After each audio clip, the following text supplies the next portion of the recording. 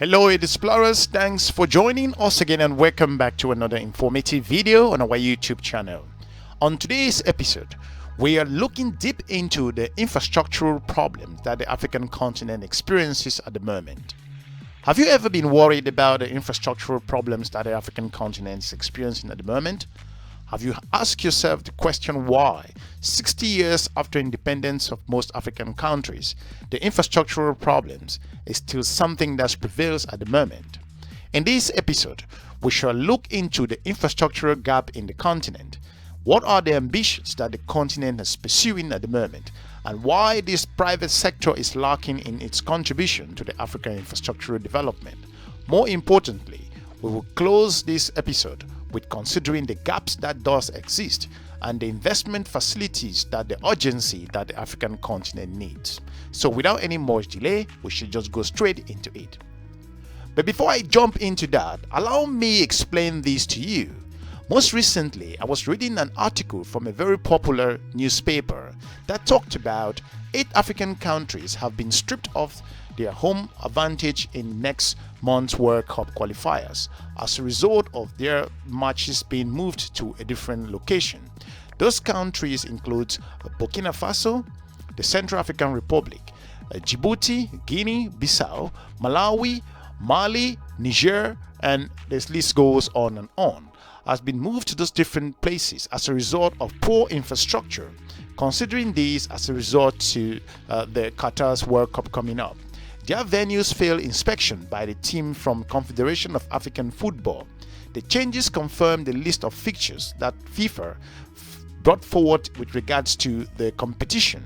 The question here is that after 60 years from most of these African countries, why is infrastructure a big issue?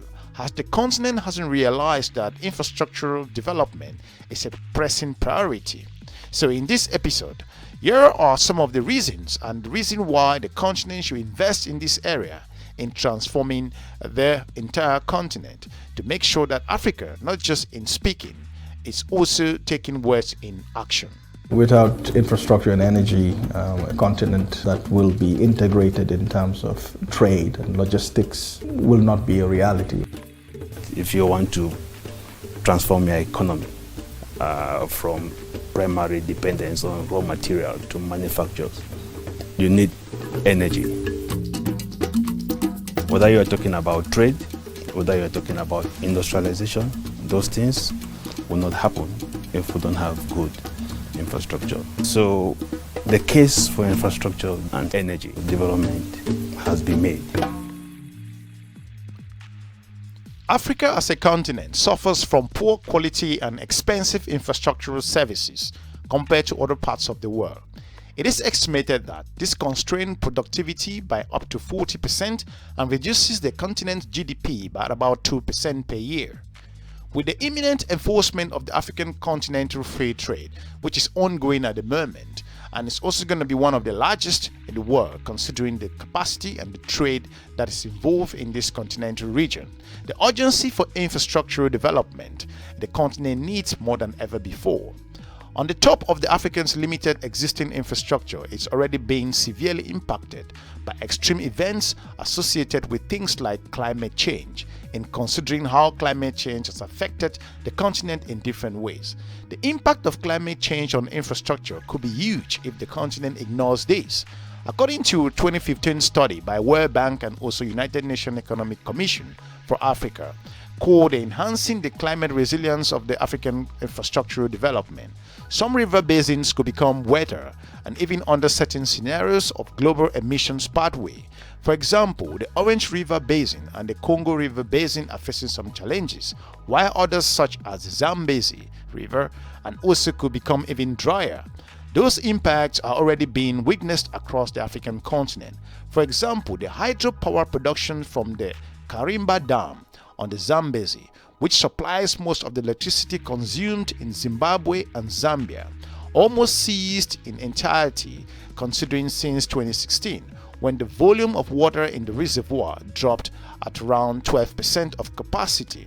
In considering this ultimately resulted from the impact of climate change on the El Nino and the La Nina events as of 2015 and 2016.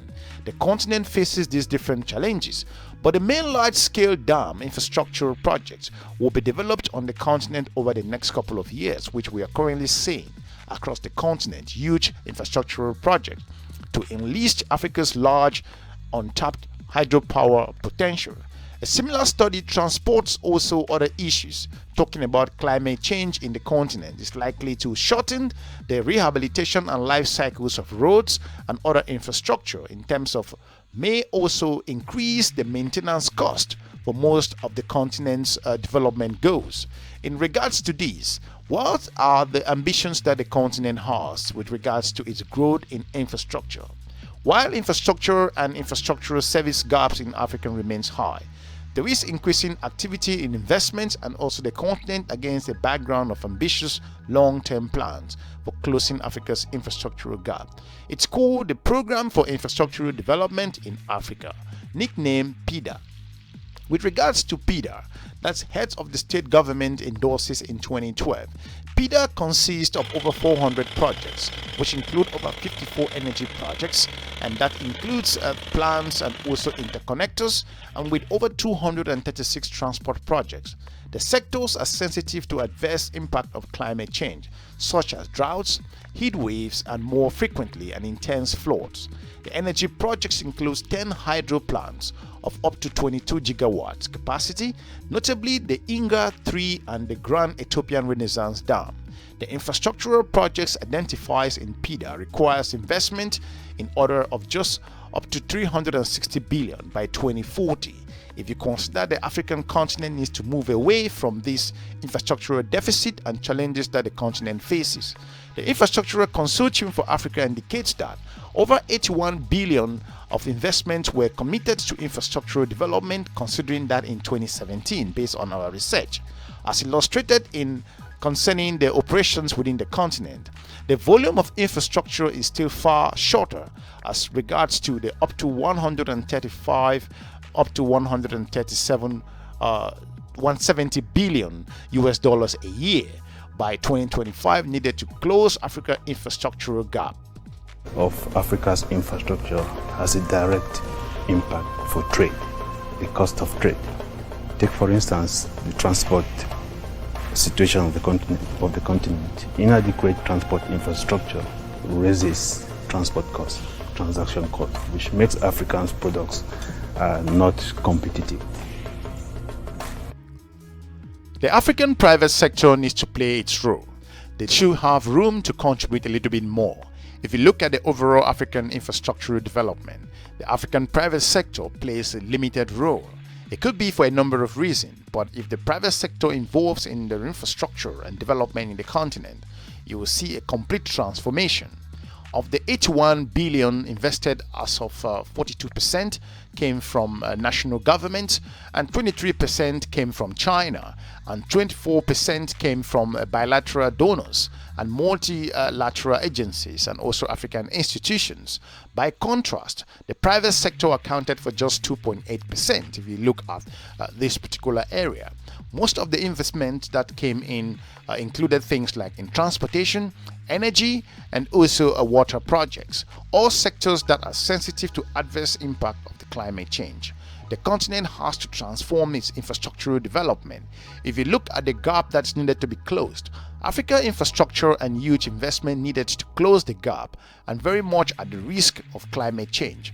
There are those urgent need to ensure that climate resilience is integrated into the planning and implementation of infrastructural development in the African continent. If you look at this part, major investment would have to come from private sector. So there is growing demand for institutions to declare climate risk exposure of their investment. This presents great opportunity for the African continent to transform in this area.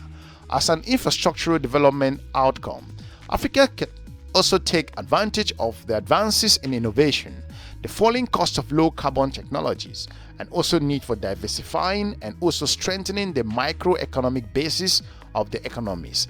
It can also lead from the experience of other global regions in order to leapfrog and build infrastructure that is from the outset robust, resources and efficient and able to perform both today and in tomorrow's uncertain climate environment.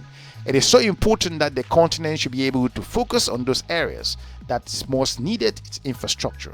If you consider the resilience with regards to the investment facility, the ECA, considering that the African Union Commission, the World Bank and the African Development Bank have teamed up to launch the African Climate Resilience Investment Facility, which is important. These particular agencies aim to strengthen the capacity of Africa's institutions and project developers to integrate climate resilience into the planning, the design and implementation of investments in key sectors, particularly energy, water and transportation and agriculture. If the continent implements this into its strategic growth, considering that climate change will have an impact in terms of the African infrastructure in the future, will prepare the continent in terms of maintenance and also lay out infrastructures that will live for a long time.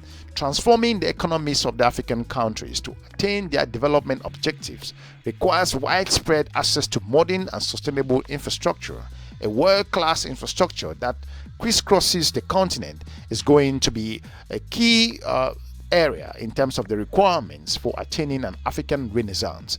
It is so important that the African continent transform in this area. Looking at the impact that infrastructure does has as regards to this, 60 years after independence, you want to believe that some countries should be able to offer more than 5 or 10 stadiums. The fact that a football match is being banned or moved to another country that as a result of poor infrastructure in stadiums, the question is, how much does a stadium cost? How much can you build and maintain a football stadium with football glory within the continent and around the African continent itself? You will believe that a football stadium should be something that should be one of the pinnacles in terms of the infrastructural development. But the fact that over 60 years independence, most of those countries that I mentioned are still struggling to have a mere football stadium which they could host a football match which could bring income to their own country and also bring joy with regards to the fans in those countries, then there is a problem with regards to infrastructure in the continent. In this episode, this is the reason why the continent needs to invest hugely and resolve the challenges that it experiences in terms of infrastructural problem. That's all what we got for you with regards to infrastructural challenges in the African continent. If you feel that it's not fair after 60 years that the continent is still falling behind with regards to infrastructural development, we would like to hear from you. If you feel that we were able to move on with regards to infrastructural growth and expansion is needed considering the African continental free trade, it's essential to also hear from you. If you've been to the continent and you're coming from one of those countries that faces challenges with regards to infrastructure in any area, we would like to hear your comments. For now, I want to thank you for watching EDUSPLORER. We're looking forward to meeting you soon. If you are joining us for the first time, we encourage you to watch some of our other videos, watch our entire episodes and also give us a like. We want to thank you for watching our channel. We're looking forward to meeting you soon in our next episode, and have a good day. Bye-bye.